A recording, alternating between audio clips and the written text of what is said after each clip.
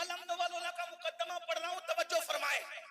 جذبات کا شکار ہونے کی ضرورت نہیں ہے. لوگ یہی چاہتے ہیں کہ تم روڈوں پر آؤ اور تمہاری کلپیں بنے اور پھر دنیا کو بتایا جائے کہ تم دہشت گرد ہو.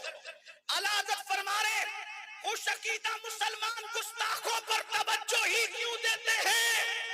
آپ کو توجہ دینے کی ضرورت نہیں. مطلب کیا؟ آج کے تناظر میں کہوں، دور کے تناظر میں اگر گستاخی کی کلپ آ جائے تو تمہیں سننے کی بھی ضرورت نہیں ہے. مت سنو. جب سنو گے ہی نہیں تو دوسروں کو فارورڈ نہیں کرو گے. دوسروں کو فارورڈ نہیں کرو گے تو یہ کمرے کے نامرد کمرے ہی میں دفن ہو کر کے رہ جائیں گے.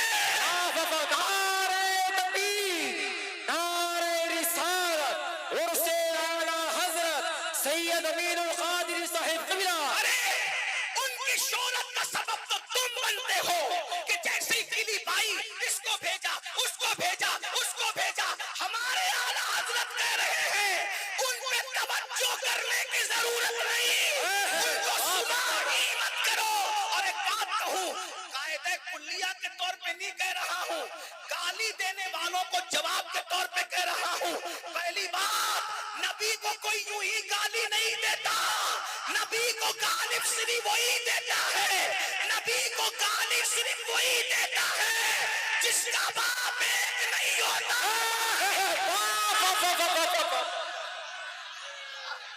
کیا بات ہے، واہ واہ واہ واہ واہ.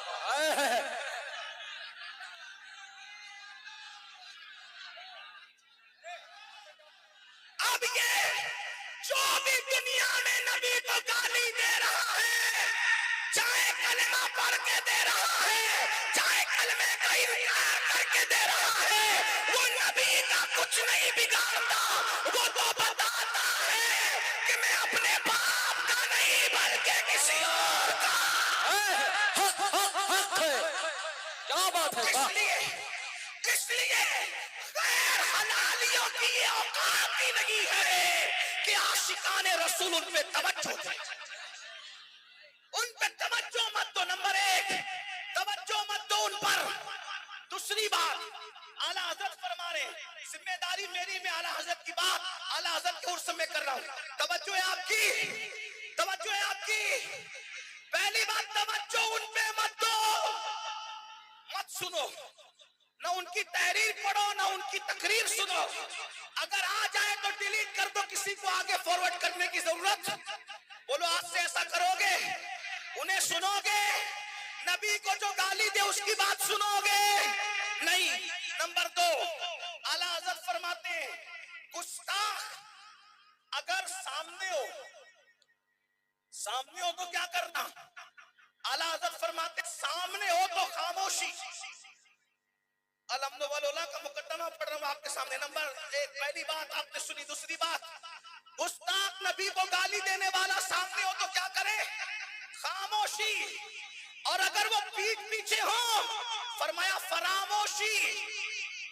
سامنے ہو تو خاموشی، سامنے ہو تو خاموشی اور پیٹھ پیچھے ہو تو فراموشی. ارے گستاخ اس قابل ہی نہیں ہے کہ اس کے پیٹھ پیچھے ہم اس کا ذکر کریں، اس لیے کہ ہماری پاکیزہ زبان ہے. نبی کو گالی دینے والے نطفہ ناتحقیق کے لیے نہیں ہے. ہماری زبانوں کا حال تو یہ ہے، دہن میں زبان تمہارے لیے بھیجا، تمہارے لیے ہمارے یہاں تمہارے لیے اٹھے بھی وہاں. نعرہ تکبیر، حسین جامعہ نوریہ. سامنے ہو تو خاموشی، سامنے ہو تو خاموشی. بھائیو ایسا مت کرو میرے بھائی. اب خوش ہیں آپ لوگ؟ اب خوش ہیں؟ چلیں اب تو خاموش ہو جائیں. اب تو مجھے دیکھ رہے ہیں نا. ہاں، ایک بار درود شریف پڑھیں سب مل کے. اللہم صلی علی سیدنا محمد و علیہ وسلم. صلاۃ و سلام علی رسول اللہ. کھلوائیں.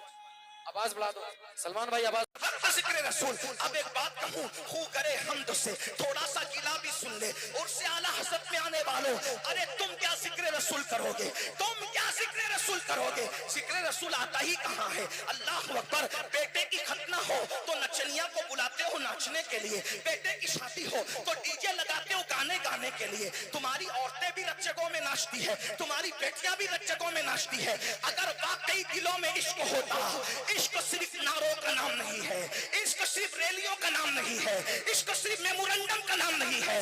اعلیٰ حضرت کہہ رہے ہیں اٹھو تو ذکر رسول, بیٹھو تو ذکر رسول. مطلب کیا, اگر بیٹے کی ختنہ ہے تو ختنہ میں ڈھول نہیں بجیں گے, علماء کو بلا کر عظمت مصطفیٰ پہ تقریر کی. واہ واہ واہ واہ واہ, سبحان اللہ سبحان اللہ. ذکر مصطفیٰ کی محفل ہوگی. اللہ اللہ. اگر بیٹے کی بارات نکلے گی تو ڈی جے کے ساتھ نہیں نکلے گی, بلکہ مصطفیٰ جان رحمت پر صلاۃ و سلام پڑھتے ہوئے ذکر رسول کرتے ہوئے نکلے گی. یہ ہے ذکر رسول. کرم جوشی کے ساتھ حضور کا ذکر کرو. شادیوں میں ذکر رسول, میت میں ذکر رسول, ختنہ میں ذکر رسول, جلسوں میں ذکر رسول, ہر جگہ ذکر ذکر ذکر. اتنا عام کر دو ان کا ذکر کہ دشمن چل چل کے حسد میں مر جائے. لیکن آپ کو کہوں بڑی معذرت کے ساتھ, آج تو لوگ نبی کے ذکر کی محفل جانتے ہی نہیں. اگر غلطی کروں تو بڑے بڑے علماء میری پشت پر ہے, اصلاح کر دیں گے. یہ بریلی شریف کا اسٹیج ہے. آج تو تیرا باپ اور میرا باپ سب اپنے اپنے باپ کو لے کے بیٹھے. وہ اس کے باپ کی فضیلت بیان کر رہا ہے, وہ اس کے باپ کی فضیلت بیان کر رہا ہے. وہ تیرا پیر اور میرا پیر, وہ اس کے پیر کی فضیلت بیان کر رہا ہے, وہ اس کے پیر کی. ایک بات کہوں بڑی معذرت کے ساتھ, اعلیٰ حضرت نے پیر کی تبلیغ نہیں کی, اعلیٰ حضرت نے دین کی تبلیغ کی. 1200 سے زائد کتاب لکھنے والا مصنف ایک پوری کتاب بھی اپنے پیر کی شان میں نہ لکھا, کیونکہ جانتے تھے, حالانکہ ان کا پیر ایسا تھا, ان کا پیر ایسا تھا, ان کا پیر ایسا تھا, پبلک نہیں ولی وہاں جا کر جھکتے تھے. ماہرہ مطہرہ وہ زمین ہے کہ بدایوں والے بھی قادریت کی خیرات لینے کے لیے ماہرہ پہنچے ہیں. شیخ المشائخ سیدی اعلیٰ حضرت اشرفی میاں رحمت اللہ علیہ نے بھی وہاں سے قادریت کی نسبت لی ہے, اعلیٰ حضرت علیہ الرحمٰن نے بھی وہاں سے لیا. ماہرہ نے سب کو نوازا. پیر ایسا تھا, پیر ایسا